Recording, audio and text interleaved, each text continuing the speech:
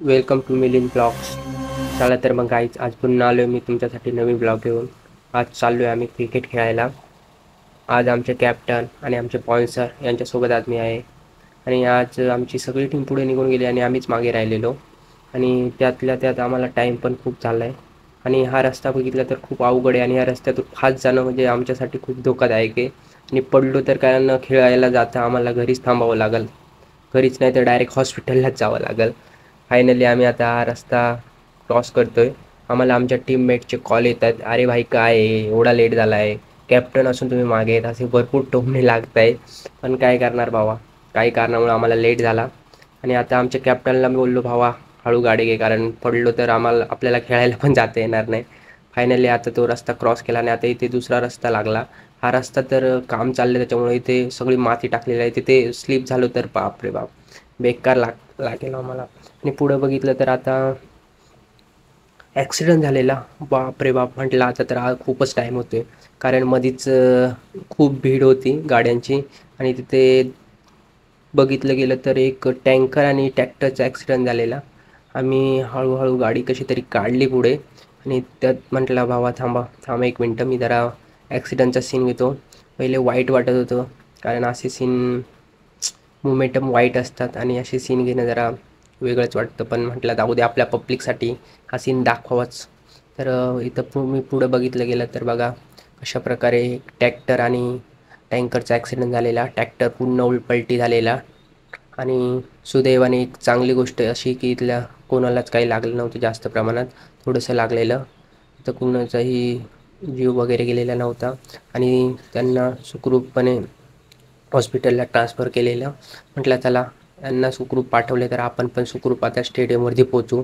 आणि इथं बघितले गेलं तर वराडाची पब्लिक मस्त टप्पाचा एन्जॉय घेत होती. खरं सांगू मित्रांनो, गावाकडचं वराडाला ना टप्पा जायला एक नंबर मजा येते. कोण कोण गेलं आहे गावाकडच्या वराडामध्ये टप्पावरती बसून, नक्की कमेंटमध्ये सांगा. आणि आता आम्ही पुढचा सफर चालू केलेला. आणि रस्ता चांगला असल्यामुळे कॅप्टनला म्हटलं, आता गाडी जरा स्पीड वाढवा, कारण आपल्या टीममेटचे भरपूर कॉल येत आहेत आणि आपल्याला पॅनल्टी पण बसू शकते. आणि आता पॅनल्टी तर लागणार होती, यात कन्फर्म होतं. त्यामुळे आता आम्ही पुढच्या सफर निघालो होतो. रस्ता आता बऱ्यापैकी होता आणि आम्हाला लवकरात लवकर स्टेडियमवरती पोचायचं होतं. फायनली आम्ही ज्या गावात पोचायचं होतं त्या गावात पोचलो, पण आम्हाला स्टेडियमच काय भेटत नव्हतं. आता इथे ह्या दादाला विचार, त्या दादाला विचार, असं करत करत स्टेडियम गाठत होतो. पण आम्हीच कन्फ्यूज होतो, इकडे जा तिकडे जा.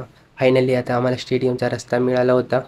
आणि आता तुम्ही बघितलं गेलं तर इथं आता आम्ही स्टेडियमकडे पोचता पोचता इथं मुलं खेळत होते.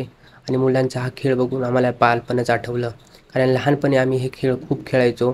हल्लीची मुलं आता मोबाईलाच बिझी असतात, हे खेळ कोणीही खेळत नाही. पण मित्रांनो, लहानपणीचे जे खेळ होते ना, खरंच खूप कमाल होते. कारण या खेळामधला आनंद जो होता तो गगनात मावेनासा होता.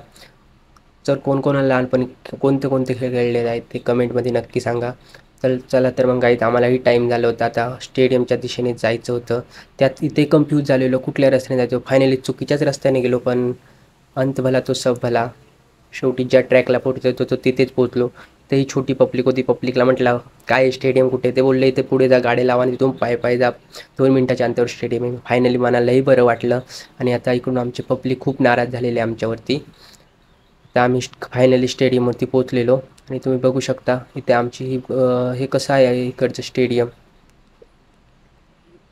आमची ही पब्लिक मात्र खूप नाराज झालेली आहे आमच्यावरती. आणि आम्हाला आता 2 रनाची पॅनल्टी पण लागलेली. हे सुंदर असं स्टेडियम, आणि या सुंदर स्टेडियममध्ये आमचावाला सामना होणार होता. फायनली टॉच पण झालेली आहे आमची. आणि आता आमचावाला फिल्डिंगचा निर्णय होता, त्यामुळे इथे सगळ्यांची प्लॅनिंग चाललेली. आणि हा माझा खास मित्र लक्की बायला काय म्हटला, भाई काय आज मॅच जिंकायचीच. भाई बोलतो, बस का बाबा, आज आपली मॅचच आहे. आणि मग काही तर टीम मीटिंग वगैरे झाली आणि आता आमची लवकरच मॅच सुरू होत होती. आमची एंट्री झाली, आमची प्लेइंग 11 ग्राउंडमध्ये गेली आणि आता आमची तुमची रॉयल एंट्री इथे मात्र झाली होती. आणि आता आम्हाला फिल्डिंग सेटअप करायचा होता. फायनली आमच्या कॅप्टनने आणि आमच्या टीममेटने ग्राउंडचा ताबा घेतला. सगळ्यात पहिले आम्ही एकत्र जमून आमचा प्लॅन एकमेकांना सांगितला. प्लॅन ते एक्झिक्यूट केले आणि आम्ही ग्राउंडमध्ये उतरलो होतो. सामन्यात लवकरात लवकर आटपायचं आणि मॅच जिंकायची हेच टार्गेट सगळ्यांच्या डोळ्यासमोर होतं.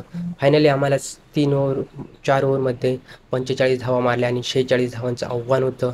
आणि आता आमची ओपनिंग जोडी मात्र ग्राउंडमध्ये गेली होती. आता मात्र लक्कीबाई आणि महेशबाई बिग हिटर आता लवकरच सामना समाप्त करतील अशी अपेक्षा होती. मात्र नियतीच्या मनात आणि क्रिकेटच्या मनात काही सांगू शकत नाही, कधी सामना कुठे झुकेल.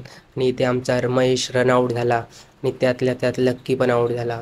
आमची एकावर एक विकेट पडत होती. फायनली आम्ही हा सामना हरलो. नेक्स्ट टुर्नामेंटला आम्ही नक्कीच सामना जिंकू आणि टुर्नामेंट बक्षीस पण जिंकू. तर मित्रांनो, कसा वाटला हा ब्लॉग आणि कसं वाटलं हे स्टेडियम नक्की कमेंटमध्ये सांगा. व्हिडिओ आवडल्यास लाईक, शेअर आणि कमेंट करायला मात्र विसरू नका.